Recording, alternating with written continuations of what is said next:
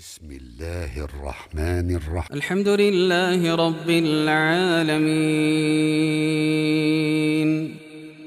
الرحمن الرحيم مالك يوم الدين إياك نعبد وإياك نستعين اهدنا الصراط المستقيم. எல்லாம் வல்ல ஏக இறைவனின் அன்பும் அருளும் நம் உயிரினு மேலான நபிகள் நாயகம் ஸல்லல்லாஹு அலைஹி வஸல்லம் அவர்கள் மீதும் அவர்களது வாழ்க்கை வழிகாட்டுதல்களை தங்களால் இயன்றளவு பின்பற்றி வாழ்ந்து மரணித்த நபித்தோழர்கள் மீதும் நபித்தோழியர்கள் மீதும் குறிப்பாக இந்த நிகழ்ச்சியில் பங்கெடுத்திருக்கும் நம் அனைவர் மீதும் என்றென்றும் நின்று நிலவட்டுமாக.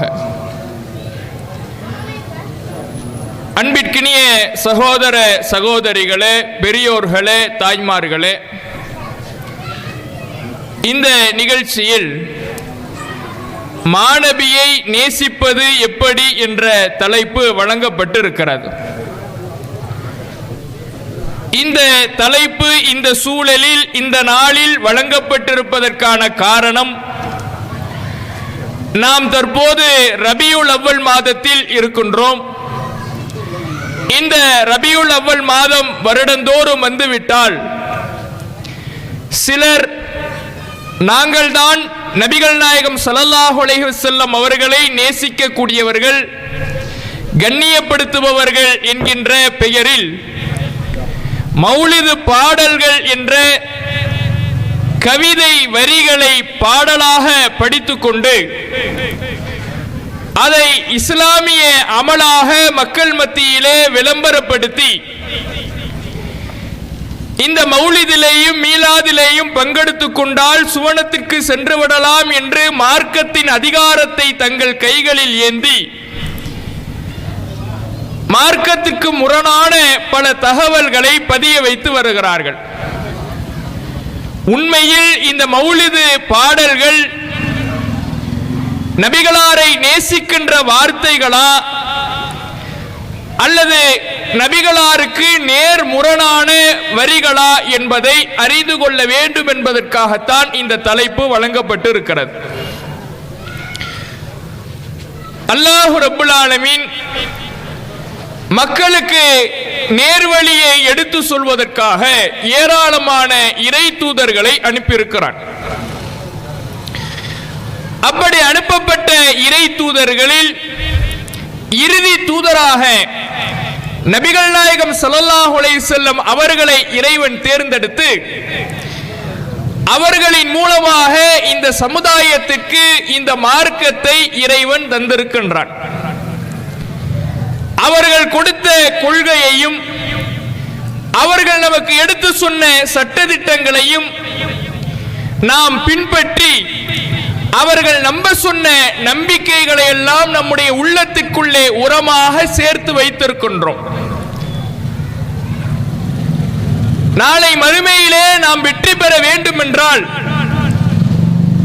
ஒவ்வொரு இறை நம்பிக்கையாளருடைய உள்ளத்திலேயும் நபிகள் நாயகம் ஸல்லல்லாஹு அலைஹி வஸல்லம் அவர்களின் மீது நேசம் ஆழமாக அழுத்தமாக இருக்க வேண்டும் என்று திருமறை குர்ஆனும் நபிமொழிகளும் நமக்கு எடுத்துரைக்கிறது.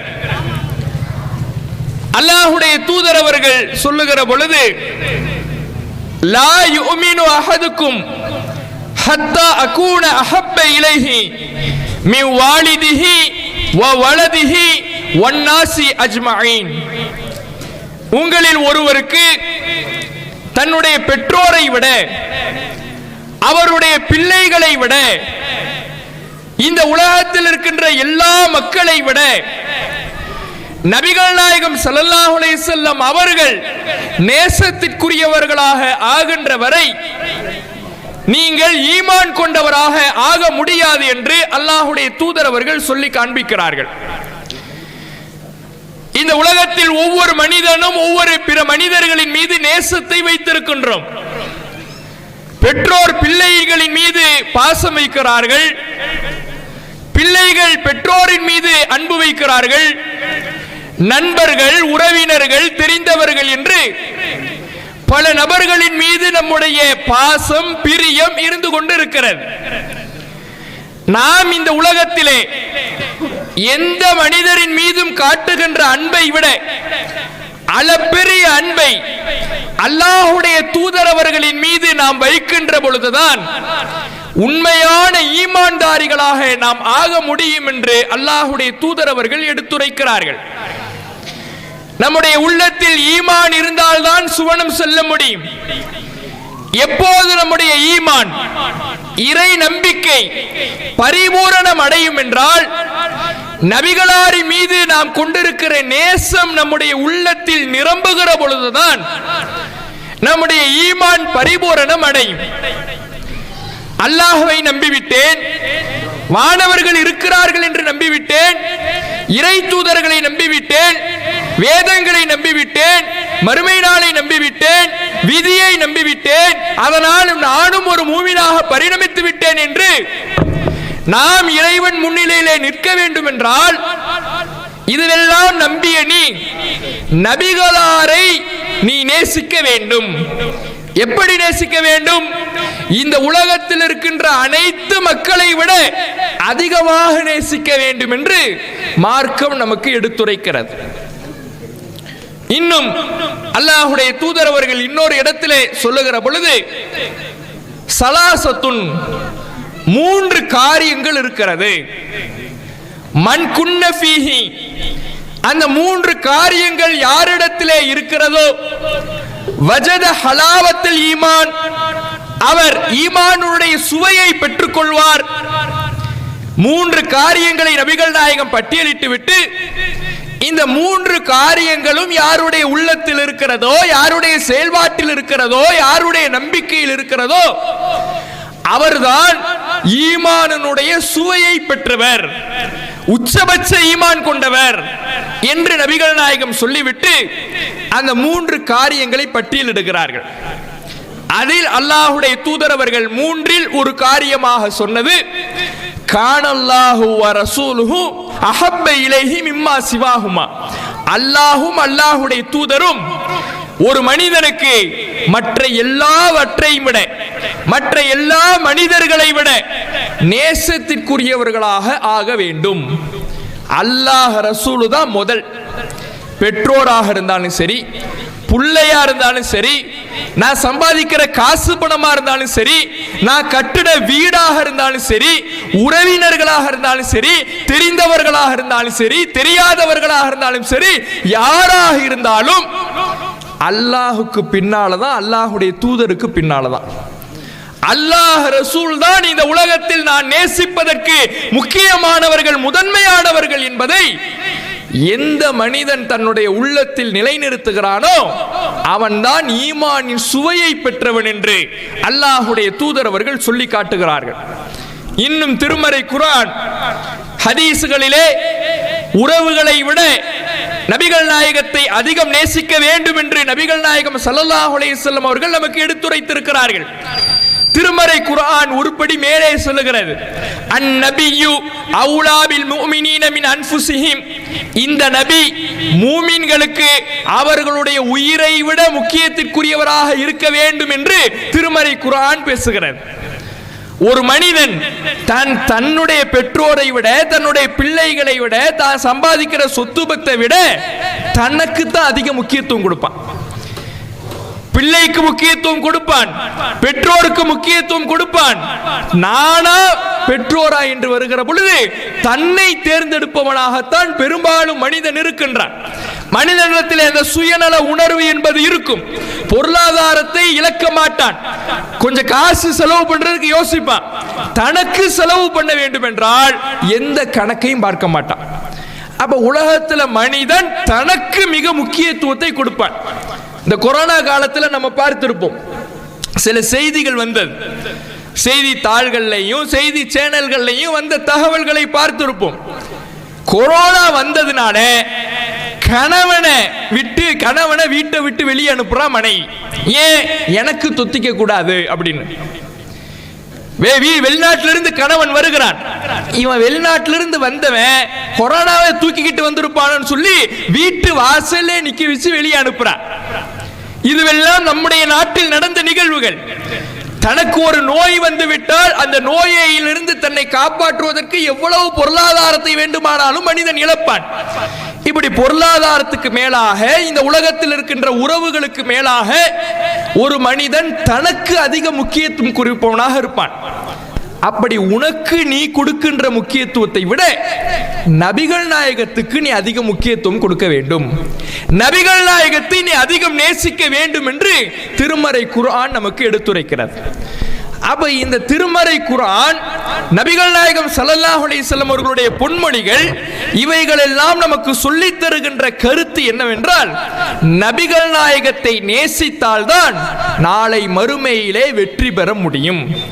நபிகள் நாயகத்தின் நேசம் நம்முடைய உள்ளத்தில் குடிகொண்டால்தான் இறைவனிடத்தில் சுவனத்தில் நாம் நுழைய முடியும். இது மார்க்கம் நமக்கு சொல்லித் தருகின்ற அடிப்படையான தகவல். உலகத்தில் இருக்கிற எந்த முஸ்லிம் இடத்துல நீங்க போய் கேட்டாலும் ரசூலுல்லாவை பிடிக்கும்னு தான் சொல்லுவான். ரசூலுல்லாவை பிடிக்காதுன்னு சொல்ற முஸ்லிம் யாராவது இருக்க முடியுமா? அவன் முஸ்லிமாவே இருக்க முடியாது.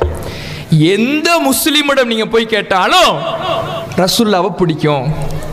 ரசூலுல்லாவை யாராவது கேலியாக பேசிவிட்டால் நான் போராட்ட களத்திலே குதிப்பேன், என்னுடைய கோப வார்த்தைகளை வெளிப்படுத்துவேன். இதிலிருந்து தெரியவில்லையா நான் நபிகள் நாயகத்தை நேசிக்கிறேன் என்று?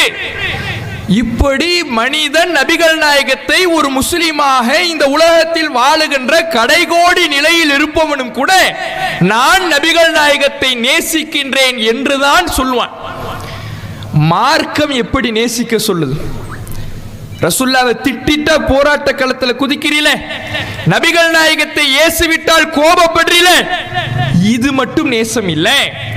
நபிகள் நாயகத்தை நேசிப்பதாக இருந்தால் எப்படி நேசிக்க வேண்டும்? திருமறை குர்ஆன் நமக்கு அழகான விடையை தருகிறது. இன் குன்தும் துஹிப்பூனல்லாஹ், நீங்கள் அல்லாஹ்வை நேசிப்பதாக இருந்தால் நேசத்தை நீங்க எப்படி வெளிப்படுத்தணும்னா, ரசூலுல்லாவை எனக்கு பிடிக்கும், அல்லாஹ்வை எனக்கு பிடிக்கும், இப்படி வார்த்தையில சொல்வது நேசத்தை வெளிப்படுத்துவது கிடையாது. அல்லாஹ்வை நீங்கள் நேசிப்பதாக இருந்தால் வார்த்தைகளில் வெளிப்படுத்துவது உண்மையான நேசமாக ஆகாது. ஃபத்தபிஊனி, அல்லாஹ்வுடைய தூதரை பின்பற்றுங்கள், யுஹிப்புக்குமுல்லாஹ், நீங்கள் அல்லாஹ்வுடைய நேசத்தை பெறலாம். நீங்க அல்லாஹ்வை நேசிக்கிறதா இருந்தாலும் சரி, அல்லாஹ் உங்களை நேசிக்க வேண்டும் என்றாலும் சரி, நீங்கள் செய்ய வேண்டியது வார்த்தைகளால் நான் அல்லாஹ்வை நேசிக்கிறேன், அல்லாஹ்வுடைய தூதரை நேசிக்கிறேன் என்று சொல்வது கிடையாது. நீங்கள் நபிகள் நாயகத்தை பின்பற்றி நடக்க வேண்டும். இதுதான் உண்மையான நேசம்னு குர்ஆன் சொல்லுது. உண்மையான நேசம் என்னன்னா, நபிகள் நாயகத்தை பின்பற்றி நடக்க வேண்டும். நபிகள் நாயகம் என்னவெல்லாம் சொன்னார்களோ, எதையெல்லாம் கட்டளையிட்டார்களோ அதையெல்லாம் ஏற்று பின்பற்றி அதற்கு கீழ்ப்படிந்து அதை செயல் வடிவத்தில் கொண்டு வர வேண்டும். நபிகள் நாயகம் எதையெல்லாம் தடுத்தார்களோ அதை விட்டு விலகி நின்று, எதையெல்லாம் ஹராமாக்கினார்களோ அதை விட்டு தூரமாகி இதற்கு நான் நெருங்கிவிட மாட்டேன் என்று நம்முடைய வாழ்வில் இருந்து அப்புறப்படுத்தி செயல்பட வேண்டும். இதுதான் உண்மையான நேசம்னு குர்ஆன் சொல்லுது. குர்ஆன் சொல்லுகிற நேசம் என்பது நபிகள் நாயகத்தை நீ நேசிப்பதா இருந்தாலும் சரி, உன் நேசத்தை நீ எப்படி வெளிப்படுத்தணும்னா, அல்லாஹ்வை நேசிக்கிறேன்னு சொல்றீல, நபிகள் நாயகத்தை நேசிக்கிறேன்னு சொல்றீல, எப்படி உன் நேசத்தை வெளிப்படுத்தணும்னா, நபிகள் நாயகம் எதையெல்லாம் சொன்னாங்களோ அதை பின்பற்றி நடக்கணும். நபிகள் நாயகம் எதையெல்லாம் கட்டளையிட்டாங்களோ அதன்படி நடக்கணும். நபிகள் நாயகம் ஸல்லல்லாஹு அலைஹி வஸல்லம் அவர்கள் எதை விட்டு தடுத்தார்களோ அதை விட்டு விலகி நிற்க வேண்டும். இதுதான் உண்மையான நேசம் என்று திருமறை குர்ஆன் பேசுகிறது. இப்படி எத்தனை பேர் நேசிக்கிறார்கள் யோசித்து பாருங்கள். இந்த ரபியுல் அவ்வல் மாதம் வந்துவிட்டால் நாங்கள் நபிகளாரை நேசிக்கிறோம், எங்களுடைய நேசத்தை வெளிப்படுத்துகிறோம், நாங்கள் நபிகளாரை புகழுகிறோம் என்று சொல்லக்கூடியவர்கள் நபிகள் நாயகம் ஸல்லல்லாஹு அலைஹி வஸல்லம் அவர்களை பின்பற்றி நடந்து அவர்களை நேசிக்கிறோம் என்று இருக்கிறார்களா? நபிகள் நாயகத்தின் அந்தஸ்தை பிற மனிதர்களுக்கு வழங்கி கொண்டு இருக்கிறார்கள். எப்படி வழங்குறாங்க? ரசூலுல்லாவை நேசிக்கிறோம்னு சொல்றாங்க. ரசூலுல்லாவை நேசிக்கிறதா இருந்தா ரசூலுல்லாவை பின்பற்றுங்கன்னு குர்ஆன் சொல்லுது. ஆனா இவங்க ரசூலுல்லாவை பின்பற்றுறாங்களா? ஹதீஸ் ஒன்று இருக்கும், இமாம்கள் மதுஹப் குறிப்புகள்ல வேற ஏதோ எழுதி வச்சிருப்பாங்க.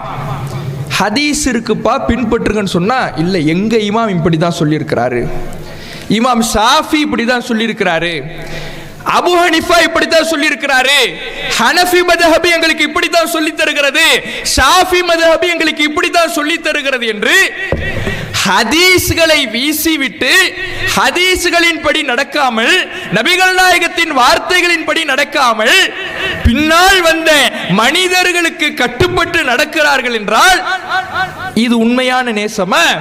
சொல்லிக்கலாம், யாருனாலும் என்னன்னு சொல்லிக்கலாம், நாங்க ரசூலுல்லாவை நேசிக்கிறோம்னு அவங்க சொல்லிக்கலாம். அல்லாஹ்வுடைய பார்வையில் அது உண்மையான நேசமாக ஆகுமா என்று கேட்டால் நிச்சயமாக ஆகாது. ரசூலுல்லாஹ் சொன்னதை பின்பற்றி நடக்கும் பொழுதுதான் அது உண்மையான நேசமாக ஆகும். அப்ப நபிகள் நாயகம் ஸல்லல்லாஹு அலைஹி வஸல்லம் அவர்களை நேசிக்கிறோம் என்று சொல்லுகிறார்கள் என்றால் அவர்களை பின்பற்றி நடக்க வேண்டும், நபிகள் நாயகத்தினுடைய சொல்படி நடக்க வேண்டும், நபிகள் நாயகத்தினுடைய வார்த்தையின்படி நடக்க வேண்டும். அப்படி நடக்கின்ற பொழுதுதான் அந்த நேசம் உண்மையான நேசமாக எடுத்துக்கொள்ள முடியும். இல்லைன்னா போய் வேஷ போடுறாங்க, இவங்க உண்மையிலே நேசிக்கல, ரசூலுல்லாவை நேசிக்கிறோம் என்கின்ற பெயரில் இவர்கள் பல காரியங்களை சாதித்துக் கொள்ளுகிறார்கள். மக்களிடத்தில் ரசூலுல்லாவுடைய நேசம்னு சொன்னாதான் எடுபடும் என்று இவர்கள் இறங்கி இருக்கிறார்கள் என்றுதான் புரிந்து கொள்ள முடியுமே தவிர உண்மையிலேயே ரசூலுல்லாவை நேசிக்கிறதாக எடுத்துக்கொள்ள முடியாது. இப்ப ரசூலுல்லாவை நேசிக்கிறோம் சொல்லிட்டு இந்த ரபியுல் அவ்வல் மாதத்துல எதை அவங்க செய்யறாங்க யோசிச்சு பாருங்க. மௌலிது பாடல்கள்னு பாடுறாங்க. மௌலிது மார்க்கத்தில் இருக்கின்ற ஒரு வணக்கம். அவங்களுடைய சொல்றாங்க, ரசூலுல்லாவை நேசிக்கிறோம்னு சொல்றாங்கல்ல, அவர்கள் சொல்லக்கூடிய தகவல் என்னன்னா ரபியுல் அவ்வல் மாதம் வந்து விட்டால் மௌலிது பாடல் ஓட வேண்டும். சரி, மௌலிதுனா என்ன? ரசூலுல்லாஹ் ரபியுல் அவ்வல் மாதம் 12ஆம் தேதி தான் பிறந்தாங்க அப்படின்னு நம்புறாங்க. அதுக்கு ஹதீஸில் ஏதாவது ஆதாரம் இருக்குதான்னு கேட்டால் அதுக்கே முதல்ல ஆதாரம் கிடையாது. ரபியுல் அவ்வல் மாதம் 12ஆவது தேதி தான் ரசூலுல்லாஹ் பிறந்தாங்கிறதுக்கு ஹதீஸ்கள்ல நேரடியாக எந்த ஆதாரம் கிடையாது. ஏதோ வரலாற்று சான்றுகளை வச்சு சில தகவல்களை வச்சு இவங்க நம்புறாங்க. சரி, இருக்கட்டும். இப்படி இந்த ரபியுல் அவ்வல் மாதம் 12ஆம் தேதி தான் நபிகள் நாயகம் பிறந்தார்கள் என்றும் இந்த பிறந்த தினத்தை விமர்சையாக கொண்டாட வேண்டும். இந்த மௌலிதுங்கிறாங்களே, மௌலிதுனாலே பிறந்த இடம், பிறந்த நேரம்னு அர்த்தம், பிறந்த நாள் அப்படின்னு அர்த்தம். அதனாலதான் இந்த ரபியுல் அவ்வல் மாதம் 12ஆவது தேதி அன்றைக்கு மௌலிது பாடல்களை பாடுறாங்க. ரசூலுல்லாவுடைய அந்த பிறந்த தினத்தை நாங்கள் கொண்டாடுகிறோம் என்று இந்த மீலாது விழா, மௌலிது பாடல்கள் என்று பாடுகிறார்கள். இதை இவங்க செய்யும் பொழுது என்ன சொல்றாங்கன்னா, இந்த மௌலிது பாடல்களை ஓதினால் நாம சொர்க்கத்துல ரசூலுல்லாவோட இருக்கலாம். இதான் அவங்க நம்பிக்கை. நீங்க என்ன பாவம் செஞ்சாலும் சரி, என்ன தவறுகளை செய்திருந்தாலும் சரி, என்ன குற்றங்களை செய்திருந்தாலும் சரி, மௌலிது பாடல்களை நீங்கள் ஓதி வருகிறீர்கள் என்றால் உங்கள் பாவங்கள் மன்னிக்கப்பட்டு விடும், உங்களுக்கு நன்மைகள் அதிகமாக கிடைக்கும், இறைவனுடைய பரக்கத்து அதிகமாக கிடைக்கும், நீங்க சொர்க்கத்துக்கே போயிடலாம், சொர்க்கத்துல ரசூலுல்லாவோடு இருக்கலாம். இதுதான் மௌலிது ஓதுபவர்களுடைய நம்பிக்கை. முதல்ல இது ரசூலுல்லாவை புகழுகிறோம்னு இந்த பாடலை படிக்கிறாங்கல்ல, இது ரசூலுல்லாவை உண்மையில் புகழுகிற பாடல்களா என்பதை நாம் அடுத்தது பார்ப்பதற்கு முன்னால நபிகள் நாயகம் ஸல்லல்லாஹு அலைஹி வஸல்லம் அவர்கள் இது போன்ற ஒரு வணக்கத்தை நமக்கு கற்றுத் தந்திருக்கிறார்களா என்பதை நாம பார்க்க வேண்டும். நபிகள் நாயகம் ஸல்லல்லாஹு அலைஹி வஸல்லம் அவர்கள் அல்லாஹ்வை நாம் எப்படி வணங்க வேண்டும், வணக்க வழிபாடுகள் என்னென்ன இருக்கிறது, ஒவ்வொன்றிலேயும் என்னென்ன சட்டங்கள் இருக்கிறது, அதை செய்தால் அல்லாஹ்விடத்தில் என்ன கூலி என்பதை எல்லாவற்றையுமே அல்லாஹ்வுடைய தூதர் அவர்கள் நமக்கு சொல்லிவிட்டு சென்றிருக்கிறார்கள். தொழுகிறோம், 5 வேளை தொழுகிறோம், என்ன ஆதாரம்? குர்ஆன்ல அல்லாஹ் அகீமுஸ் ஸலா, தொழுகையை நிலைநாட்டுங்கள் என்று சொல்லுகிறான். நபிகள் நாயகம் ஸல்லல்லாஹு அலைஹி வஸல்லம் அவர்கள் ஒவ்வொரு நாளும் 5 வேளை தொழுகை கடமையாக்கப்பட்டிருக்கிறது என்று சொல்லுகிறார்கள். அதனால் தொழுகிறோம். நோன்பு பிடிக்கிறோம். ஏன் நோன்பு பிடிக்கிறோம்? ரமலான் வந்து விட்டால், ரமலானை அடைந்தால் நோன்பு பிடியுங்கள் என்று இறைவன் கட்டளையிடுகிறான். அந்த நோன்புல என்னென்ன சட்டங்களை பேண வேண்டும் நபிகள் நாயகம் விளக்கி சொல்லுகிறார்கள். அதனால் நோன்பு பிடிக்கிறோம். ஜக்காத்து கொடுக்கிறோம். ஏன் ஜக்காத்து கொடுக்கிறோம்? நம்முடைய செல்வத்தை தூய்மைப்படுத்துவதற்காக அல்லாஹ் ஜக்காத்தை கடமையாக்கி இருப்பதாக நபிகள் நாயகம் ஸல்லல்லாஹு அலைஹி வஸல்லம் அவர்கள் சொல்லுகிறார்கள். அதனால் ஜக்காத்து கொடுக்கிறோம். இது மாதிரி எந்த வணக்கத்தை எடுத்துங்க, நமக்கு நன்மையை பெற்று தருகிற எந்த காரியத்தை எடுத்துக்கொள்ளுங்கள், நபிகள் நாயகம் ஸல்லல்லாஹு அலைஹி வஸல்லம் அவர்கள் நமக்கு சொல்லி இருப்பாங்க. குர்ஆன்ல ஆதாரம் இருக்கும், ஹதீஸ்ல ஆதாரம் இருக்கும். அதைத்தான் வணக்க வழிபாடாக செய்வோம். தொழுகையா இருந்தாலும் சரி, நோன்பா இருந்தாலும் சரி, ஜக்காத்தா இருந்தாலும் சரி, ஹஜ்ஜி, உம்ரா, குர்ஆன் ஓதுறது, தர்மம் செய்யறது, எதுவாக இருந்தாலும் சரி, குர்ஆனில் ஆதாரம் இருக்கும், ஹதீஸ்ல ஆதாரம் இருக்கும். அதை பின்பற்றுவோம். இந்த மௌலிது வணக்கங்கிறாங்கல்ல, மௌலிது வணக்கம், மௌலிது ஓதுனா ரசூலுல்லாஹ்வோடு சொர்க்கத்தில் இருக்கலாம், இதெல்லாம் சொல்றாங்களே, இதுக்கு என்ன ஆதாரம்? எந்த குர்ஆன் வசனம் சுபஹான மௌலிதை ஓதுங்கள் என்று சொல்லுகிறது? எந்த குர்ஆன் வசனம் இது போன்ற கவிதை அடிகளை நீங்கள் பாடல்களாக படியுங்கள் என்று சொல்லுகிறது? நபிகள் நாயகம் ஸல்லல்லாஹு அலைஹி வஸல்லம் அவர்கள் தன்னுடைய 23 ஆண்டு கால பிரச்சார பயணத்தில், தன்னுடைய தூதுத்துவ வாழ்க்கையில் எந்த இடத்திலே தனக்காக பிறந்த நாள் கொண்டாட வேண்டும் என்று நமக்கு கட்டளையிட்டு இருக்கிறார்கள்? ஒரு இடத்திலையுமே பார்க்க முடியாது. ஒரு ஆதாரத்தை கூட குர்ஆனில் இருந்தோ ஹதீஸில் இருந்தோ இந்த மௌலிது என்கின்ற இவர்கள் சொல்லக்கூடிய இந்த வழிபாட்டுக்கு குர்ஆனில் இருந்து ஆதாரத்தை பார்க்க முடியாது, ஹதீஸில் இருந்தும் பார்க்க முடியாது. மார்க்கம் என்று இருப்பதாக இருந்தா குர்ஆன் ஹதீஸில் இருந்து ஆதாரம் இருக்கணும், அதுதான் மார்க்கம். அல்லாஹ் குர்ஆனிலே பேசுகிறான், இத்தபிஉ மா உன்ஸில இலைக்கும் மின் ரப்பிக்கும், உங்கள் ரப்பிடமிருந்து உங்களுக்கு எது அருளப்பட்டு இருக்கிறதோ அதைத்தான் நீங்க பின்பற்றணும். அல்லாஹ்விடமிருந்து அருளப்பட்டது எது? குர்ஆனும் ஹதீஸும். நாம பின்பற்றுகிற இந்த இஸ்லாத்துல நாம ஒன்றை செய்வதாக இருந்தா குர்ஆன்ல இருக்கணும், ஹதீஸ்ல இருக்கணும்னு மார்க்கம் நமக்கு சொல்லு. மௌலித மார்க்கம்னு தானே செய்றீங்க, மௌலித வணக்கம்னு தானே செய்றீங்க, நன்மையை பெற்று தருகிற காரியம்னு தானே சொல்லி செய்றீங்க. எங்க இருக்குது? குர்ஆன்ல எங்க இருக்குது? ஹதீஸ்ல எங்க இருக்கிறது? இதை அவங்க தெளிவுபடுத்தணுமா இல்லையா? வணக்கங்கிறது அவங்க முடிவு பண்ணி செய்யறதா? அல்லாஹ் நம்மளை வணங்குறதுக்காக படைச்சிருக்கிறான். வணங்குவதற்காக படைத்த இறைவன் எப்படி வணங்க வேண்டும் என்பதையும் நமக்கு சொல்லி தந்துட்டான். ஓ இஷ்டத்துக்கு என்ன வணங்கிக்கிட்டு இருக்க கூடாது, ஓ சிந்தனையில என்ன தோணுதோ அது மாதிரி என்ன வணங்க கூடாது. நான் எப்படி சொல்றேனோ அப்படித்தான் நீ வணங்கணுங்கிற அல்லாஹ். ஆதம் நபியை இந்த உலகத்துக்கு அல்லாஹ் அனுப்புறான். ஆதம் நபி எவ்வளவு பெரிய புத்திசாலி! அவர்களுடைய அறிவினால், அவர்களுக்கு இறைவன் வழங்கிய ஞானத்தின் காரணமாக மலக்குமார்களையே ஆதம் நபிக்கு அல்லாஹ் பணிய சொன்னான். எவ்வளவு பெரிய அறிவாளியா இருக்கார் பார், எவ்வளவு பெரிய ஞானியாக இருக்கிறார் பார், அவருக்கு நீ பணி.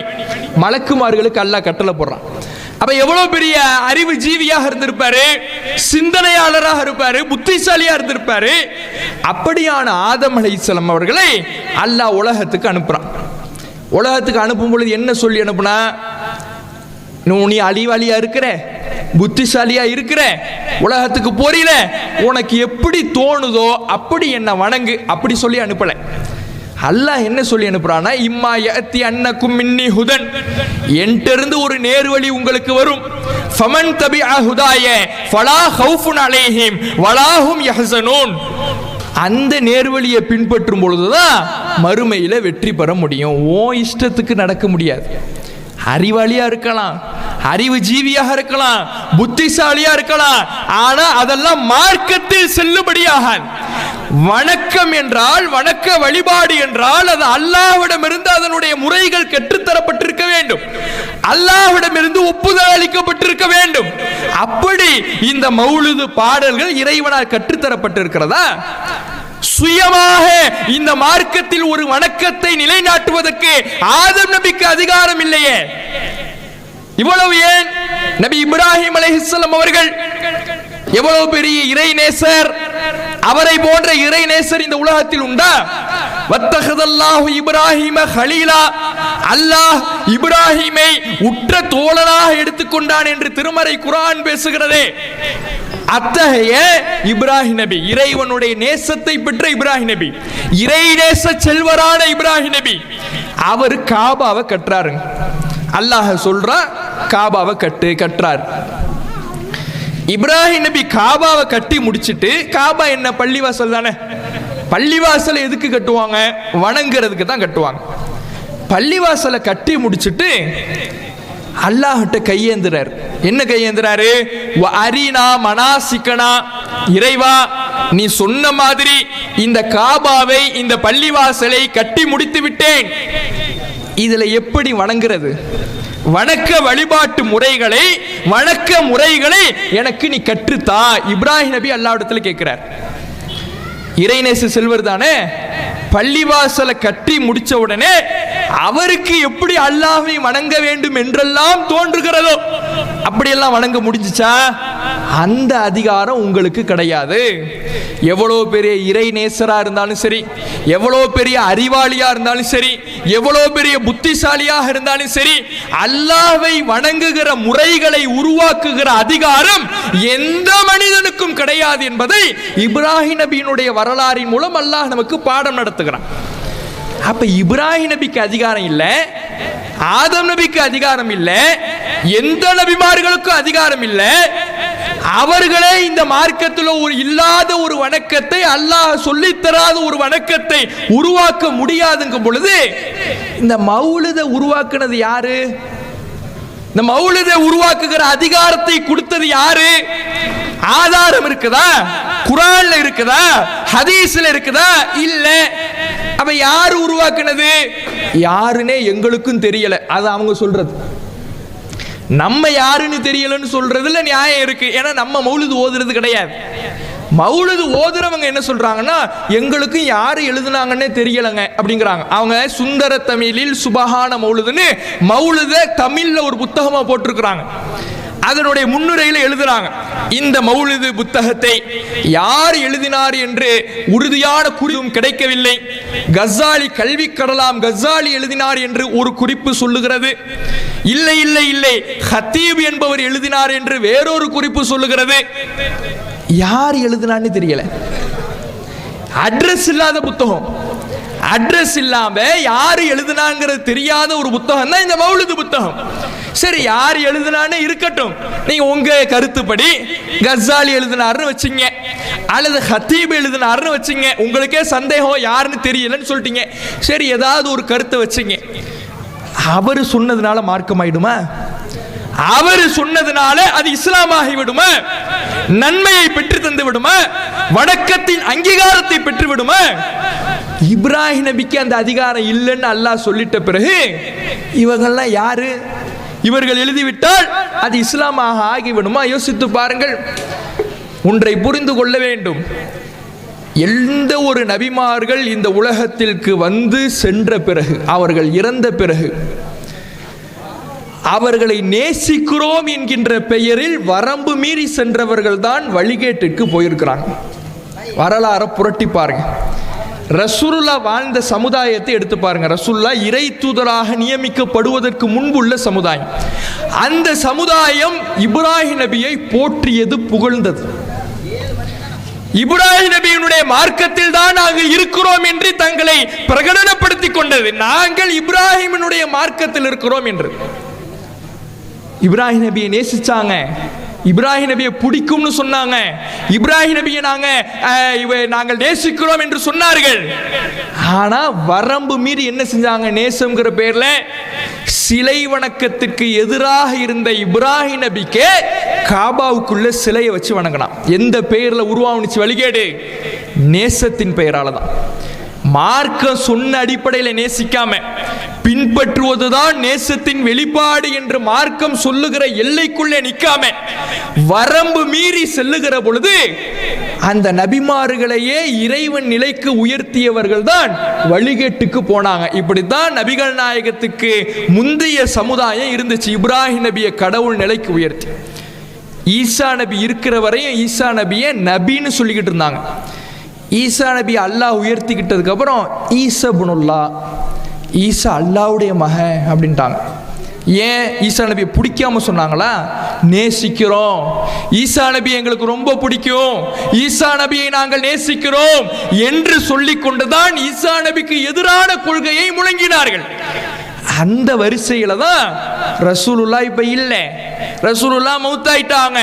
ரசூலுல்லாவுக்கு பிறகு வந்திருக்கிற இந்த கூட்டம் ரசூலுல்லாவை நேசிக்கிறோம் நேசிக்கிறோம் என்று சொல்லிக்கொண்டு வரம்பு மீறி இந்த கவிதை பாடல்களின் மூலமாக நபிகள் நாயகத்தை இறைவனுடைய நிலைக்கு உயர்த்தி புகழுகிற பாடல்கள் தான் இந்த மௌலிது பாடல்கள்ல நிறைஞ்சிருக்குது. அப்ப வணக்கங்கிறத அல்லாஹ் சொல்லி தரணும், அல்லாஹ் சொல்லி தரல மௌலித. அப்ப மௌலிதை அல்லாஹ் சொல்லி தரலங்கும் பொழுது இது வணக்கமாக ஆகாது. இது அடிப்படையாக புரிந்து கொள்ள வேண்டிய விஷயம். ரெண்டாவது, இந்த மௌலிது என்பது ஒரு கவிதை புக்கு தான், அரபில் எழுதப்பட்ட ஒரு கவிதை புத்தகம். கவிதையை பற்றி மார்க்க என்ன சொல்லுது? வமா அல்லம்னாஹு ஷிஅர வமா யன்பகி லஹு. இந்த கவிதையை இந்த நபிக்கு நாம கற்றுக் கொடுக்கல, இவருக்கு கவிதையெல்லாம் தெரியாது, அவருக்கு அது தேவையும் இல்லைங்குது. கவிதையை வணக்கம்னு இன்னைக்கு சொல்லிக்கிட்டு இருக்கிறாங்க. ஒரு கவிதை புத்தகத்தை எடுத்துட்டு, மௌலிது புத்தகத்தை எடுத்துட்டு, அது ஒரு கவிதை, அரபு கவிதை.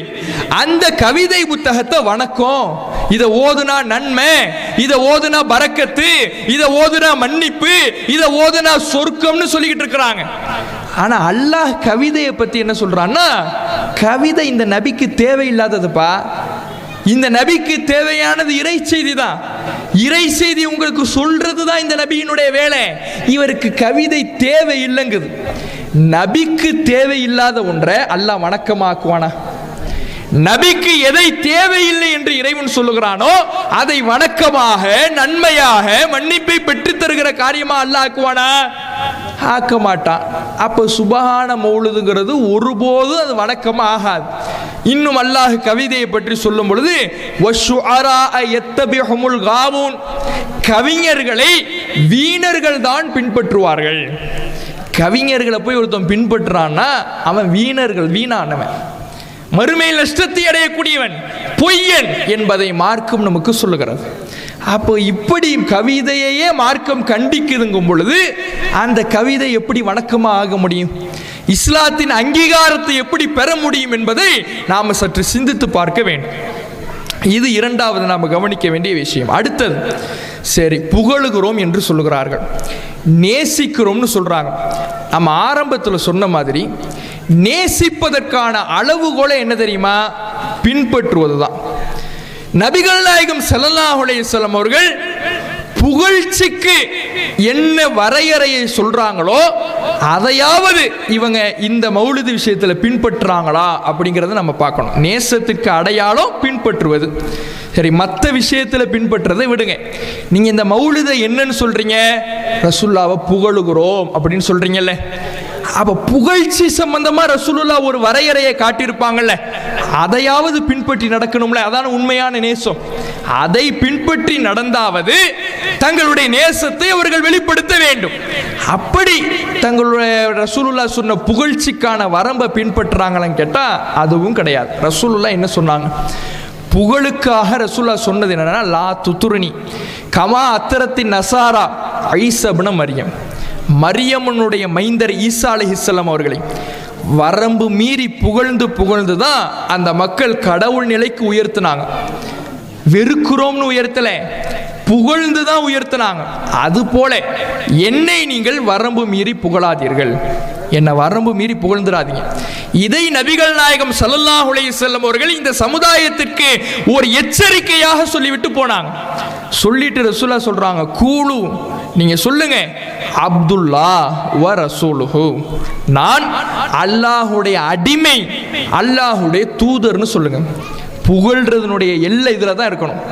நான் அல்லாஹ்வுடைய அடிமை, அதை சொல்லி புகழுங்க. அதானே இருக்கிறது, அதுதானே புகழ்வது என்பது. இருப்பதை சொல்லி புகழ வேண்டும். இருப்பது என்ன இருக்கிறது? நான் அல்லாஹ்வுடைய அடிமை, நான் அல்லாஹ்வுடைய தூதர், இதை சொல்லி புகழுங்க.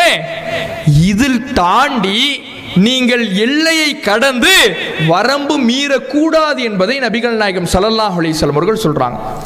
அப்ப புகழ்கிறோம்னு சொல்றவங்க அந்த புகழ் விஷயத்துல ரசூலுல்லாஹ் எதை சொல்லி தந்திருக்கிறாங்களோ அதையாவது பின்பற்றணும்ல. உண்மையா நேசிக்கிறதா இருந்தா இந்த மௌலிது விஷயத்துல அதையும் பின்பற்றல. ரசூலுல்லாஹ் என்ன சொல்லி இருக்கிறாங்களோ அதுக்கு நேர் எதிராக, அதற்கு நேர் மாற்றமாகத்தான் இந்த மௌலிது பாடல்களை எழுதி வைத்திருக்கிறார்கள். உதாரணத்துக்கு ஒரு சில அந்த மௌலிது பாடல்களை எடுத்து பாருங்கள். மௌலிதுல ஒரு வழி இருக்குது, ஆலிமு சிர்ரி வ அக்ஃபா. இந்த நபி மறைவானதையும் ரகசியமானதையும் அறிவார். மௌலிதுல எழுதி வச்சிருக்கிறாங்க.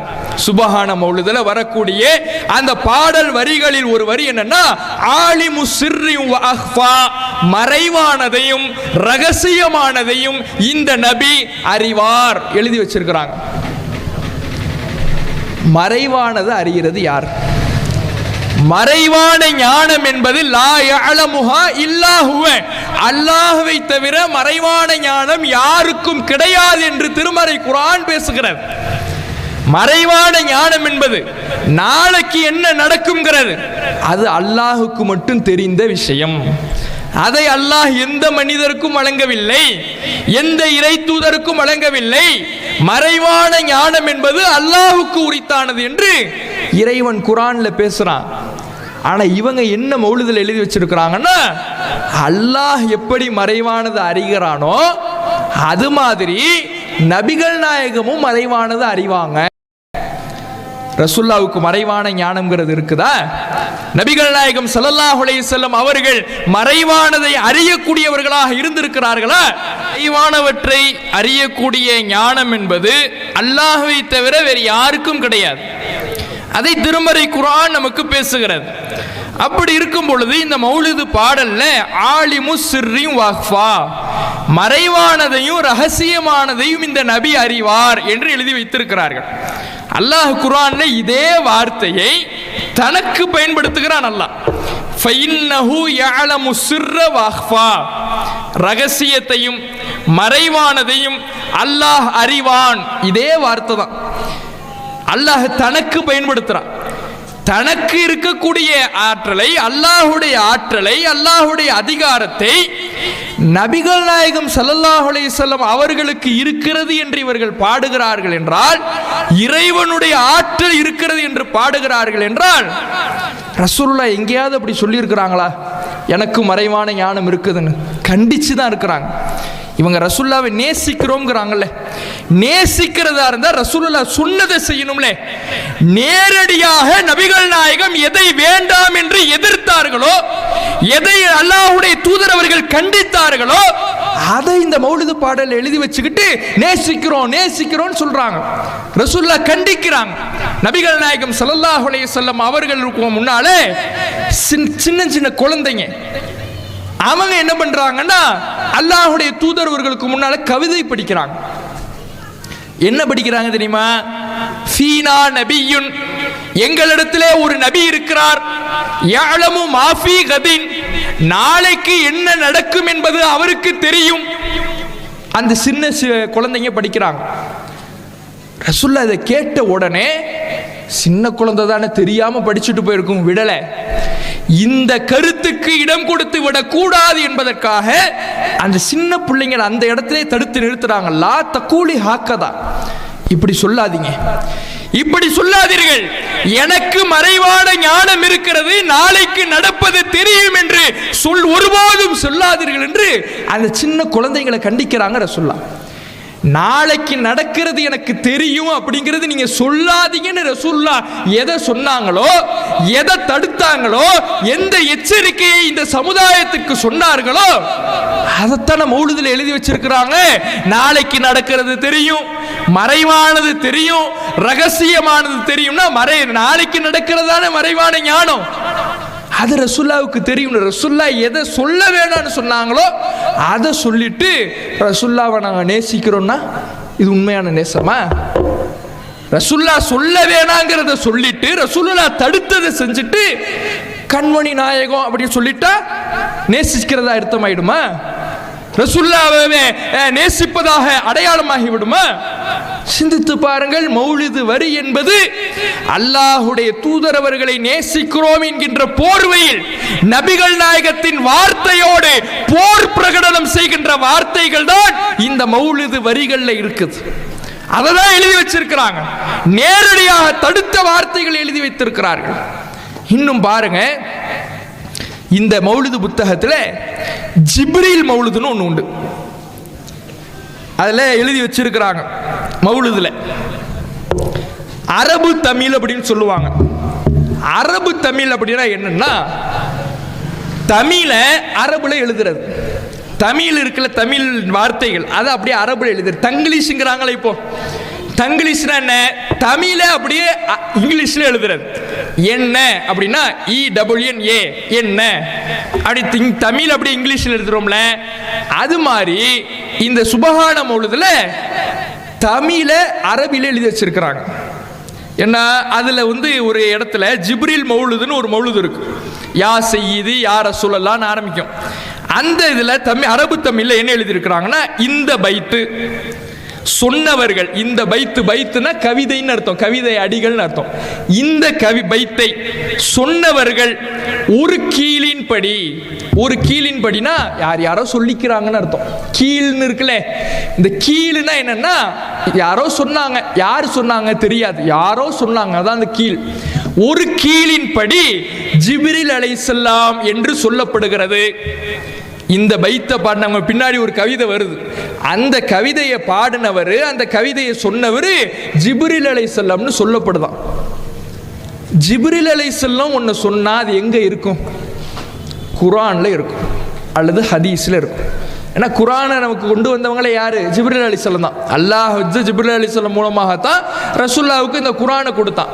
அப்ப ஜிப்ரீல் அலைஹிஸ்ஸலாம் அவர்கள் சொன்னார்கள் என்றால் அது குர்ஆனில் இருக்கும், அல்லது நபிகள் நாயகம் நமக்கு தெளிவுபடுத்தி இருப்பார்கள். அப்படி ஜிப்ரீல் அலைஹிஸ்ஸலாம் சொன்னா குர்ஆன்ல இருக்கும், ஹதீஸ்ல இருக்கும். அப்படி குர்ஆன்லயும் இவங்க சொல்ற கவிதை இல்லை. ஜிப்ரீல் அலைஹிஸ்ஸலாம் ஒரு கவிதை பாடுனாங்கன்னு குர்ஆன்ல இல்லை, ஹதீஸ்ல இல்லை. ஆனா இவங்க என்ன பண்றாங்க? மௌலிதுல எழுதி வச்சிருக்கிறாங்க. என்ன எழுதி வச்சிருக்கிறாங்கன்னா, ஜிப்ரீல் அலைஹிஸ்ஸலாம் பாடினாரா ரசூலுல்லாஹ்வை பார்த்து, யா சய்யிதி என்னுடைய தலைவரே, யா ரசூலல்லாஹ் அல்லாஹ்வுடைய தூதரே, ஹுல் பியதி என் கையை பிடிச்சுக்கோங்க, மாலி சிவாக்க வலா அல்வி இலா அஹத் உங்களை தவிர ஒதுங்கிறதுக்கு சரணடைகிறதுக்கு வேற யாரும் எனக்கு இல்லை எழுதி வச்சிருக்கிறாங்க. ஜிப்ரீல் அலைஹிஸ்ஸலாம் ரசூலுல்லாஹ்ட்ட சொன்னாங்களாம், என் தலைவரே அல்லாஹ்வுடைய தூதரே என் கையை பிடிச்சு கூட்டிட்டு போயிடுங்க, என்னை காப்பாத்திடுங்க, நான் சரணடைகிறதுக்கு உங்களை விட்டா ஆள் இல்லை. எங்க படிச்சாரு ஜிப்ரீல் அலைஹிஸ்ஸலாம்? ஜிப்ரீல் அலைஹிஸ்ஸலாம் அவர்கள் சொன்னார்கள் என்றால், இந்த வானவர் சொன்னார் என்றால் ஒன்னு குர்ஆன்ல இருக்கணும். எங்க இருக்குது இந்த வார்த்தை? ஹதீஸ்ல இருக்கணும். எங்க இருக்குது? ஒரு மூமின், ஒரு இறை நம்பிக்கையாளன் சரணடைவதாக இருந்தால் யாரிடத்துல சரணடையணும்? அல்லாஹ் குர்ஆன்ல சொல்லுகின்ற பொழுது, வமை யுஜீர் வலை யுஜீரனி அஹதுன் வலன் அஜீது மின் தூனிஹி முல்தஹதா, அல்லாஹ்வை விடுத்து ஒதுங்குவதற்கு எனக்கு வேற யாரும் இடமே இல்லை குர்ஆன் பேசுது. ரசூலுல்லாஹ்வை சொல்றான் அல்லாஹ். அல்லாஹ்வை தவிர்த்து ஒதுங்கிறதுக்கு வேற ஒதுங்கும் இடம், சரணடைவதற்கான இடம் வேறு யாரும் இல்லைன்னு நபிகள் நாயகத்தையே அல்லாஹ் சொல்றான். ஆனா ஜிப்ரீல் என்ன பண்ணாரா? அல்லாஹ்வை விட்டுட்டாரா? ஜிப்ரீல் எங்க இருந்து வருவார்? அல்லாஹ்விடத்துல இருந்தா வருவார். அல்லாஹ்வை விட்டுட்டாரா? அல்லாஹ்விடத்திலிருந்து வரக்கூடிய ஜிப்ரீல் அல்லாஹ் விட்டுட்டார். ரசூலுல்லாஹ்ட்ட சொல்றாரா, என்னை எப்படியாவது காப்பாத்திடுங்க. யார்கிட்ட இருந்து காப்பாற்ற சொல்றாரு அப்படின்னா உங்க பார்வையில ஜிப்ரீல் எங்க இருந்துங்க வருவாரு? அல்லாஹ்விடத்திலிருந்து தானே வருவாரு. அல்லாஹ்விடத்திலிருந்து வர ஜிப்ரீல் ரசூலுல்லாஹ்ட்ட என்னை காப்பாத்துங்கன்னு சொல்ற. யார்கிட்ட இருந்து காப்பாற்ற சொல்றாரு? அல்லாஹ்ட்ட இருந்தா? இதைத்தான் எழுதி வச்சிருக்கிறீங்களா? நீங்கள் அல்லாஹ்வுடைய நிலைக்கு அல்லாஹ்வுடைய தூதரை நபிகள் நாயகத்தை உயர்த்தியது போதாது என்று பொய்களையும் கட்டுக்கதைகளையும் நபிகள் நாயகத்தை நேசிக்கிறோம் என்கின்ற போர்வையில் எழுதியது போதாது என்று ஜிப்ரீலின் மீது பழியை போட்டு வச்சிருக்கிறாங்க. நம்பிக்கைக்குரியவர் என்று யாருக்கு அல்லாஹ் சாட்சி கூறினானோ அந்த நம்பிக்கைக்குரியவரின் மீது பொய்யை இட்டுக்கட்டி வச்சிருக்கிறாங்க. இந்த மௌலிதுல ஜிப்ரீல் வந்து சொன்னாரா, உன்னை எப்படியாவது காப்பாத்திடுங்கன்னு ரசூலுல்லாஹ். இதெல்லாம் எங்க இருக்குது? அப்ப இந்த மௌலிது என்பது முழுக்க முழுக்க பொய்களும் இணை வைப்பு வார்த்தைகளும் நபிகள் நாயகத்தை இறைவனாக உயர்த்துகின்ற வார்த்தைகளும் தான் இருக்கிறது என்பதற்கு இதெல்லாம் சான்றா இருக்குது. இவங்க புகழுகிறோம்னு சொல்றாங்களே, இதில் கூட ரசூலுல்லாஹ்வுடைய வார்த்தையை நபிகள் நாயகத்தின் எச்சரிக்கையின்படி இவங்க நடக்கல, வரம்பு மீறி தான் இவங்க புகழ்ந்திருக்கிறாங்கிறதுக்கு தான் இவ்வளவு சான்ற நாம சொல்றோம். அதே மாதிரி ஒரு பாடல்ல இவங்க படிக்கிறாங்க. என்ன பாடல்னா யா நபி பாடல்னு ஒரு பாடல் இருக்கு. இந்த யா நபி பாடல் பாடும் பொழுது எழுந்திருச்சு நின்றுடுவாங்க. இந்த யா நபின்னு ஒரு பாடல் இருக்குல்ல, அதை பாடும்போது எழுந்திருச்சு நின்றுடுவாங்க. ஏன்னா ரசூல்லா வந்துடுவாங்களாம். யா நபின்னு ஒரு பாடல் இருக்கு. அந்த பாடல் முழுமையா போகும். அந்த பாடலை பாடும் பொழுது உட்கார்ந்துகிட்ட மௌலிது பாடுறவங்க இந்த பாடல் வரும் பொழுது மட்டும் எழுந்திருச்சு நின்றுடுவாங்க. ஏன்னா அந்த சபைக்கு ரசூல்லா வருவாங்களாம். எவ்வளோ பெரிய இணை வைத்தல்! நபிகள் நாயகம் ஸல்லல்லாஹு அலைஹி வஸல்லம் அவர்கள் மௌத்தாகி விட்டார்கள் என்று குர்ஆன் பேசுகிறது. இன்னக மையத்து நபியே, நீங்கள் மரணிக்க கூடியவர் தான். மரணித்த நபிகள் நாயகம் ஸல்லல்லாஹு அலைஹி வஸல்லம் அவர்கள் இந்த சபைக்கு வந்து ஆஜராவாங்க, படிக்கிறாங்க. நம்மளோட மௌலிது விவாதம் ஒன்று, மௌலிது சம்பந்தம் விவாதம் ஒன்று நடத்துனாங்க திருநெல்வேலியில் வச்சு. மௌலிது விவாதம் முடிஞ்ச உடனே இவன் என்ன பண்றான்னா, இந்த பாடலை ரசூல்லா வந்து எங்களுக்கு ஆஜராவான்னு சொல்லி எல்லாரும் எழுந்திருச்சு நின்று பாட ஆரம்பிச்சிட்டாங்க. இல்லை, விவாதம் பண்ணி நீ இது வணக்கமா இல்லையா நிரூபின்னு சொன்னா என்ன பண்ற? அதுல விவாதத்தில் உன்னதையும் காணும், உன்னதையும் சொல்ல காணும், அதை நிரூபிக்க காணும். ஏன்னா ஆதாரம் இருந்தால் தான் நிரூபிப்பாங்க. அதை நிரூபிக்கலை. நிரூபிட்டு விவாதம் முடிஞ்ச உடனே நமக்கு வெறுப்பேற்றுறாங்களாம். எங்களை வெறுப்பேற்றி நீ என்ன பண்ண போற? நரகத்திற்கு போற வார்த்தைன்னு சொல்லிட்டோம், இதுக்கப்புறம் நாங்க என்னத்தை வெறுப்படைய போறோம்? அப்ப இப்படி வந்து இவங்க என்ன பண்ணாங்க, எழுந்திருச்சு நின்று ஓதுவாங்க. அந்த பாடல் வரிகள்ல ஒரு வரி வருது, அன்த கஃபாருல் ஹதாயா வஸ்ஸுனூபில் மூபிகாத். பாவங்களை நபி நீங்கள் தான் பாவங்களை மன்னிக்க கூடியவர், அழித்தொழிக்க கூடிய பாவங்களை மன்னிக்க கூடியவர். அந்த பாடல்ல எழுதி வச்சிருக்கிறாங்க. ரசூலா பார்த்து என்ன பண்றாங்கன்னா, நீங்க தான் பாவங்களை மன்னிக்கிறவர், அழித்தொழிக்கிற பெரும் பெரும் பாவங்களா இருந்தாலும் மன்னிச்சிடுங்க நபியே கேட்கிறாங்க. பாவங்களை மன்னிக்கிற அதிகாரம் யாருக்கு இருக்குது? அல்லாஹ்வை தவிர பாவங்களை மன்னிக்க கூடியவன் யார் என்று திருமறை குர்ஆன் கேட்குது. பாவங்களை யாரு மன்னிக்க முடியும்? நான் தான் மன்னிப்பேன். என்னை தவிர பாவங்களை மன்னிக்க கூடியவர் யாரும் இல்லைன்னு குர்ஆன் சொல்லுது. ஆனா இந்த மௌலிது குர்ஆனுக்கு நேர் எதிராக ரசூல்லா பாவங்களை மன்னிப்பாங்க எழுதி வச்சிருக்கிறாங்க. அது பெரும் பெரும் பாவங்களை நபிகள் நாயகம் மன்னிப்பாங்க அப்படி எழுதி வச்சிருக்கிறாங்க. இன்னும் அந்த பாடல்கள்ல அப்படியே வந்துகிட்டு இருந்தோம்னா, கஃபிரு அன்னி துனூபி, என் பாவங்களை என்னை விட்டு மன்னித்து விடுங்கள், வஅஃபுலி அன் ஸய்யாத்தி, என்னுடைய தவறுகளை பொறுத்துக் கொள்ளுங்கள். இதெல்லாம் யார்கிட்ட கேட்கிறாங்க? ரசூலுல்லாஹ்ட்ட. இன்னும் பார்த்தீங்கன்னா, இன்ன பைத்தன் அந்த சாக்கினுஹுன்னு ஒரு பாடல் இருக்கு. இன்ன பைத்தன் அந்த சாக்கினுஹு அப்படின்னு வரும். அந்த பாடல் வரியில பார்த்தீங்கன்னா ஒரு வரி, லம்பனா மாஹி, எங்களுடைய பாவங்களை மன்னிக்க கூடியவரே. யாரை அழைக்கிறாங்கன்னா ரசூலுல்லாவை அழைக்கிறாங்க.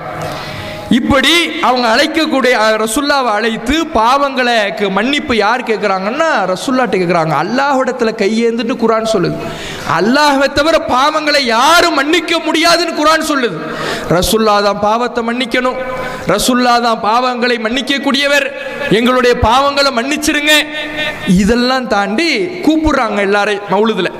யாமன் தமாதா வஜித்தரம், பாவம் செஞ்சவனே, குற்றம் செஞ்சவனே, தூபு, நீ தௌபா கேளு, வாழ்த்தரிஃப், உன் பாவத்தை ஒத்துக்க, வர்ஜுல் கரம், அருட்கொடையை எதிர்பாரு, வலுல், சரணடைந்து விடு. இதெல்லாம் யார்கிட்ட? நாம நினைப்போம் அல்லாஹ்ட்ட. சரணடைந்து விடு அப்படின்னு சொல்றாங்க. யார்கிட்ட நாம அல்லாட்ட நினைப்போம். ஆனா இவங்க என்ன எழுதி வச்சிருக்காங்கன்னா, பிமன் ஹல்லல் ஹரம், மதீனாவில் யார் அடங்கி இருக்கிறார்களோ அந்த நபியிடத்தில், மதீனாவில் அடங்கி இருக்கிற நபியிடத்துல நீ தௌபா கேளு, உன் பாவத்தை ஒத்துக்க, அருட்கொடை எதிர்பாரு, சரணடைந்து விடு, கூப்பிடுறாங்க எல்லாத்தையும் மௌலுதுல. அப்ப எவ்வளவு பெரிய இணை வைப்பு வரி.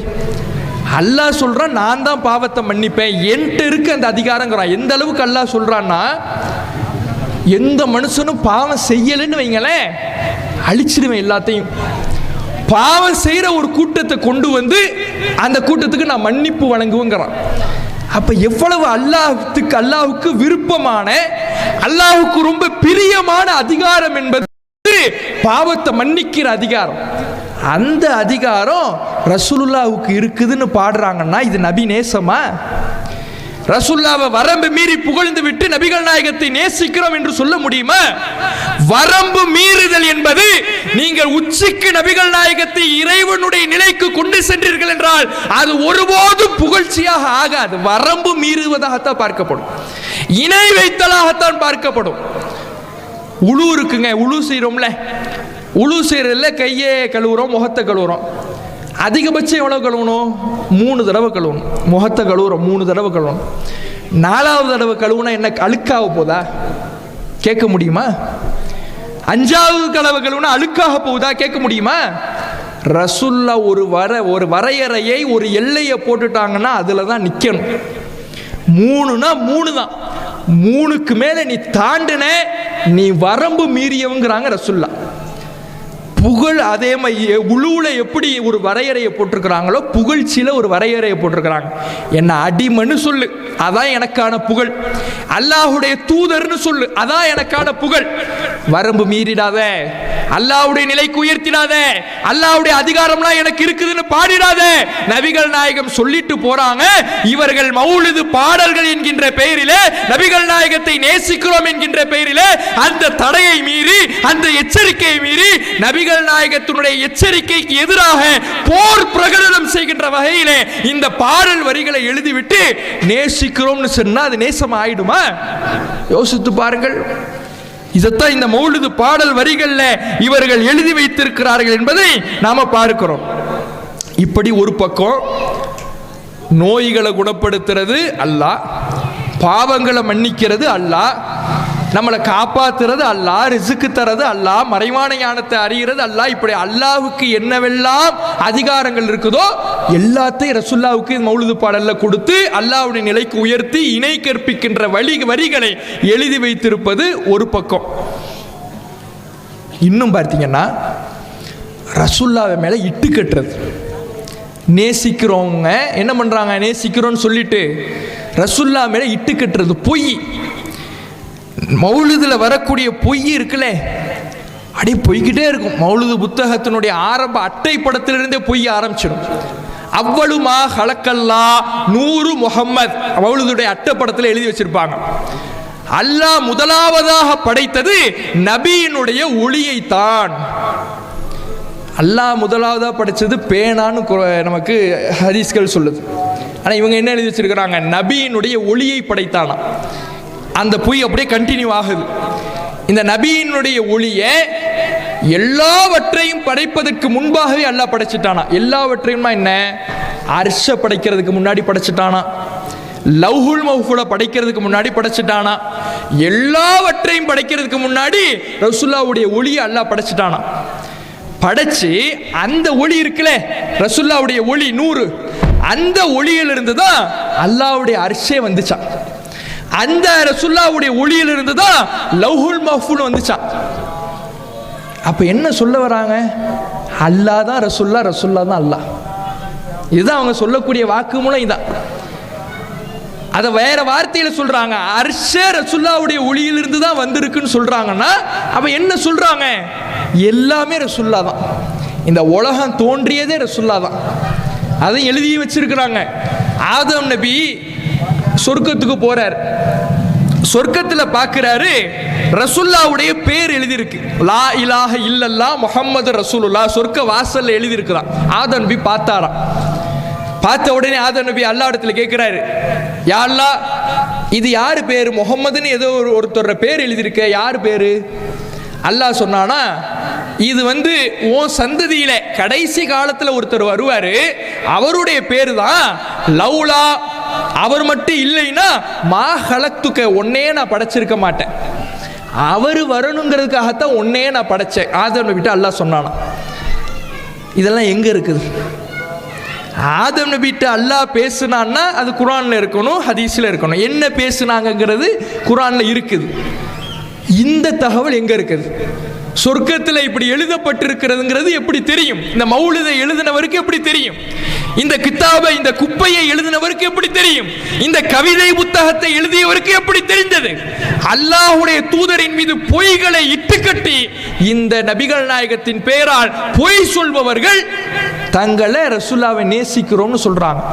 இன்னும் எப்படி இந்த கடை அப்படி நீளுதுன்னா, ரசூலுல்லாவுடைய ஒளி அல்லாஹ் படைச்சிட்டானா, ஆதம் பாவம் செஞ்ச மரத்தை நெருங்கினாங்கல்ல, மரத்தை நெருங்கின உடனே அல்லாஹ்விட்ட பாவம் மன்னிப்பு கேட்கின்றாங்க. எப்படி பாவம் மன்னிப்பு கேட்டாங்க? நமக்கு குர்ஆன் சொல்றது எப்படின்னா, ரப்பனா லலம்னா அன்ஃபுஸனா, இறைவா எங்களுக்கு நாங்களே அநியாயம் செஞ்சுட்டோம், எங்களை மன்னிச்சிடு, நீ மன்னிக்கலைன்னா நாங்கள் நஷ்டவாளி ஆயிடுவோம். இதுதான் ஆதம் நபி கேட்ட பாவ மன்னிப்பு துவா. ஆனா இவங்க மௌலிதுல என்ன எழுதி வச்சிருக்கிறாங்க தெரியுமா? ஆதம் நபி எப்படி பாவ மன்னிப்பு கேட்டாரா? நபி அதாவது முகம்மதுனுடைய ஒளியின் பொருட்டால் எங்களை மன்னிச்சிடுன்னு கேட்டாராம். ஓபி ஹக்கி முஹம்மதின், முகம்மதுனுடைய ஒளியின் பொருட்டால் எங்களை நீ மன்னிச்சிடுன்னு ரசூலுல்லாஹ் அல்லாஹ்விடத்துல பாவ மன்னிப்பு கேட்டாராம். இதுல எங்க இருக்குது? ரசூலுல்லாஹ்வுடைய முதல்ல இப்படி ஒருத்தருடைய பொருட்டால் பாவ மன்னிப்பு கேட்கிறதுங்கிறது மார்க்கத்தில் இருக்குதா? கிடையாது. அல்லாஹ் என்கிட்ட நேரடியா கேளுங்கிறான். லா தக்னது மின் ரஹ்மத்தில்லாஹ், அல்லாஹ்வுடைய அருளில் நிராசை அடையாதீர்கள். உங்களுக்கு நீங்களே அநியாயம் செஞ்சிருந்தாலும் சரி, எவ்வளவு பெரிய பாவத்தை செஞ்சிருந்தாலும் சரி, என்கிட்ட டைரக்டா கேளுங்கிறான் அல்லாஹ். அல்லாஹ்விடத்துல டைரக்டா கேட்கறத விட்டுட்டு ஆதம் நபி என்ன பண்ணாங்களா? முகம்மதுடைய பொருட்டால் இறைவா மன்னிச்சிடுனாங்களாம். இதெல்லாம் எங்க இருக்குது? குர்ஆன் ஒன்னு சொல்லுது, நல்ல கவனிங்க. குர்ஆன் ஒரு துவாவை சொல்லுது, அதை இவர் எழுதி வைக்கல. அதுக்கு நேர் எதிராக எழுதுறாங்கன்னா, குர்ஆனுக்கு நேர் எதிரான புத்தகம் இந்த மௌலிது புத்தகம். அடுத்து டிராவல் ஆகுது, இந்த கதை அப்படியே தொடருது. தொடர்கதை மாதிரி இந்த ஒளி என்ன பண்ணு அப்படியே போய்கிட்டே இருக்கும். அதுக்கப்புறம் என்ன பண்ணிட்டான்ல, ஆதம் நபி அனுப்பிட்டான். அப்படியே அந்த ஒளி வந்துகிட்டே இருக்குது. நூஹு நபி இடத்துல இந்த ஒளி இருந்துச்சா? நூஹு நபியினுடைய முதுகந்தண்டுல இந்த ஒளியை அல்லாஹ் பாதுகாத்தானா, பாதுகாத்து அனுப்புறான். நூஹு நபிக்கு வெள்ளம் வந்துச்சுல, கப்பல்ல தப்பிச்சாங்கல்ல. ஏன் தப்பிச்சாங்களா? இந்த ஒளி இருந்துச்சுல, அதனாலதான் நூஹு நபியே தப்பிச்சாங்க. இப்ராஹிம் நபிக்கும் இந்த ஒளி கிடைச்சிருக்கு. இப்ராஹிம் நபியை எதிரிகள் நெருப்பு குண்டத்தில் தூக்கி போட்டாங்கல்ல, அப்ப நெருப்பு குளிரா மாறுனுச்சே. ஏன் மாறுனுச்சான்? இந்த ஒளினால மாறுனுச்சான். ரசூலுல்லாஹ்வுடைய ஒளி இப்ராஹிம் நபியினுடைய முதுகந்தண்டுல இருந்ததுனால மாறுனுச்சான். இப்படி பொய்களையும் புரட்டுகளையும் இதுக்கெல்லாம் என்ன ஆதாரம்? குர்ஆன்ல எங்க இருக்குது? ஹதீஸ்ல எங்க இருக்குது? குர்ஆன்ல இல்லாத, ஹதீஸ்ல இல்லாத கட்டுக்கதைகளை எழுதி வைத்து விட்டு அதை ரசூலுல்லாஹ்வை நேசிக்கிறோங்கிற பேர்ல எழுதி வச்சிருக்காங்க. அல்லாஹ்வுடைய தூதர் அவர்கள் சொன்னாங்க, மன் கதிப அலைய முத்தஅம்மிதன், யார் என் மீது பொய் சொல்றானோ அவன் தன்னுடைய இருப்பிடத்தை நரகத்தில் அமைத்துக் கொள்ளட்டும். நாங்க ரசூலுல்லாஹ் நரகத்துக்கு அழைத்து செல்கிற பொய்களை மாநபியின் மீது சொல்லிவிட்டு ரசூலுல்லாஹ்வை நேசிக்கிறோம்ங்கிற வார்த்தையில நீங்க இருந்தீங்கன்னா இது ரசூலுல்லாஹ்வை நேசிக்கிறது ஆயிடுமா? பொய்கள் வணக்கம் ஆயிடுமா? இறைவனுக்கு இணை கற்பிக்கின்ற வார்த்தைகள் வணக்கமாக ஆகிவிடுமா? மௌலிதுங்கிற பேர்ல இந்த குப்பைகளை தான் இவர்கள் எழுதி வைத்திருக்கிறார்கள் என்பதை நாம இந்த நேரத்தில் புரிந்து கொள்ள வேண்டும். உதாரணத்துக்கு ஒரு சில விஷயத்தை சொல்லி இருக்கிறோம். இறுதியாக இந்த மௌலிதுக்கு முன்னாடி, மௌலிது புத்தகம் இருக்குல்ல, அதுக்கு முன்னாடி ஹாசியான்னு ஒன்று எழுதி வச்சிருப்பாங்க. அரபு தமிழ்ல, நம்ம ஏற்கனவே சொன்னோம்ல அரபு தமிழ், அதுல ஹாசியான்னு ஒன்று எழுதி வச்சிருப்பாங்க. அதுல ஒருத்தரை பத்தி எழுதி வச்சிருக்கிறாங்க, ஒரு மன்னரை பற்றி. அந்த மன்னர் என்ன பண்ணுவாராம்? வருடம் வருடம் மௌலிது ஓதுவாராம். அவருடைய அந்த மௌலிதை பத்தி என்ன பண்ணியிருக்கிறாங்கன்னா எழுதி வச்சிருக்கிறாங்க. அவர் ரொம்ப விமர்சையாக மௌலிதை கொண்டாடுவாராம். ஹாஃபில் இப்னு திஹ்யா ரஹிமஹுல்லா ஒரு மௌலிது கோர்வை செய்து அதற்கு அத்தன்வீரு ஃபி மௌலிதில் பஷரீனி நதீர் பஷீரின் நதீர் என்னும் பெயரை சூட்டினார். அந்த மௌலிதை சுல்தான் 1000 தங்க காசு கொடுத்து மரியாதை செய்து வாங்கி வருடந்தோறும் மௌலிது ஓதுகிறவராயும் அதற்காக அநேக திரகங்களை செலவு செய்து விருந்தளிக்கிறவராயும் இருந்தார். ஒரு அரசர் என்ன பண்றாருன்னா மௌலிது புத்தகத்தை வாங்குறார். வாங்கி அதை ரொம்ப விமர்சையா ஓதுறவராகவும் அதற்காக நிறைய செலவு செய்கிறவராகவும் இருந்தாராம். அவர் சொல்றாரு, அவருடைய மௌலிதின் விருந்துக்கு ஹாலிரானவர்னா போனவங்க, அவர் வச்ச மௌலிது விருந்து வச்சிருக்கிறார். அந்த மௌலிதுக்கு விருந்துக்கு போனவர்ல ஒருத்தர் சொன்னாரா, அந்த விருந்துல என்னெல்லாம் இருந்துச்சு தெரியுமா, லிஸ்ட் கொடுக்கிறார். அதாவது என்ன சொல்ல வராங்கன்னா, மௌலிதுன்னு கூப்பிடுறீங்க, இன்னைக்கு இருக்கிற ஹஜரத்துமார்களுக்காக இந்த லிஸ்ட், மௌலிதுன்னு கூப்பிடுறீங்க, ரொம்ப ஒண்ணு இல்லாம எங்களை கூப்பிடாதீங்க, கூப்பிடுறதா இருந்தா தடல் புடலான ஏற்பாடுகள்லாம் இருக்கணும் அப்படின்னு ஒரு சூசகமா என்ன பண்றாங்க, மௌலிது புத்தகம் வழியாகவே அதை மக்களுக்கு எடுத்து வைக்கிறாங்க. அந்த சுல்தான் எப்படியெல்லாம் மௌலிது ஓதுனார் தெரியுமா, அந்த விருந்துக்கு போனவர் ஒருத்தர் சொன்னாராம், அதாவது அவருடைய மௌலிதின் விருந்துக்கு ஹாலிரானவர்களில் ஒருவர், அந்த விருந்தில் மொத்தம் சுடப்பட்ட ஆட்டுத்தலை 5000. எத்தனை ஆட்டுத்தலை இருந்துச்சா, 5000 ஆட்டுத்தலை இருந்துச்சா.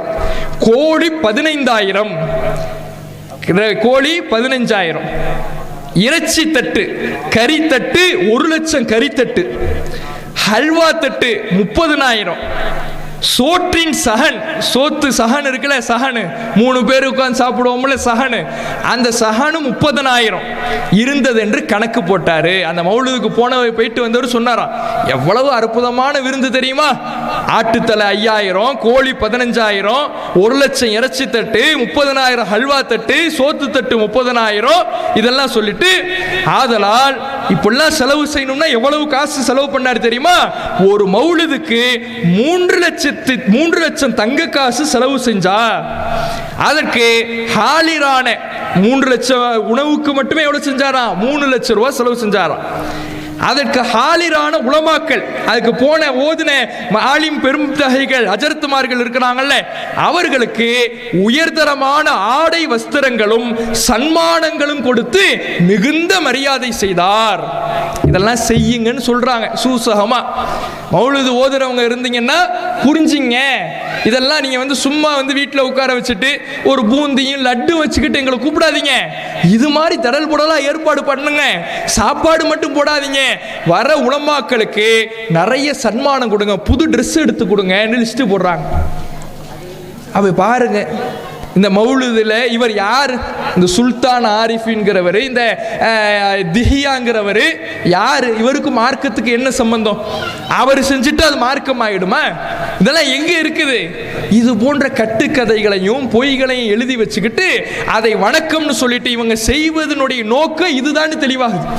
இவர்கள் இந்த மௌலிதுங்கிற பேர்ல, ரசூலுல்லாவை நேசிக்கிறோங்கிற பேர்ல பொய்யை எழுதி வச்சுக்கிட்டு ரசூலுல்லாவுடைய தடையை மீறி செயல்படுறாங்களே, அதுக்கு காரணம் என்னன்னா இதுதான், இந்த சாப்பாடும் இந்த பொருளாதாரமும் தான் இருக்குதுங்கிறது அவங்களுடைய மௌலிதிலிருந்தே நமக்கு தெளிவாகுது. அப்ப ரசூலுல்லாவை நேசிக்கிறோம்னா இந்த மௌலிதெல்லாம் ரசூலுல்லாவுக்கு நேசிக்கிறது இல்லை, ரசூலுல்லாவோடு போர் செய்யறதுக்கு சமமானது. ரசூலுல்லாவுடைய வார்த்தைக்கு நேர் எதிராக நடப்பது. ரசூலுல்லாவை நேசிக்கிறதுனால ரசூலுல்லா சொல்படி நடக்கிறது தான். ரசூலுல்லா சொன்னதை செய்யணும், தடுத்ததை விட்டு விலகிக்கணும். இவங்க மௌலிதுங்கிற பேர்ல ரசூலுல்லா என்ன தடுத்தாங்களோ அதைத்தான் அப்படியே பாடல் வரிகளாக எழுதி வைத்திருக்கிறார்கள். இது ஒருபோதும் ரசூலுல்லாவை நேசிப்பதாக ஆகாது, நரகத்திற்கு அழைத்து செல்லுகின்ற பாடல் வரிகளாகத்தான் இந்த மௌலிது பாடல்கள் இருக்கிறது என்பதை நாம் புரிந்து கொண்டு நமக்கு தெரிந்த மக்களுக்கும் இதை எடுத்துரைத்து மௌலிதுகளிலிருந்து மக்களை விடுவிக்க பாடுபடுமாறு அன்போடு கேட்டுக்கொண்டு என்னுடைய உரையை நிறைவு செய்கின்றேன். வாஹிர் தாவானா அல்ஹம்துலில்லாஹி ரப்பில் ஆலமீன். அஸ்ஸலாமு அலைக்கும் வரஹ்மத்துல்லாஹி வபரகாத்துஹு.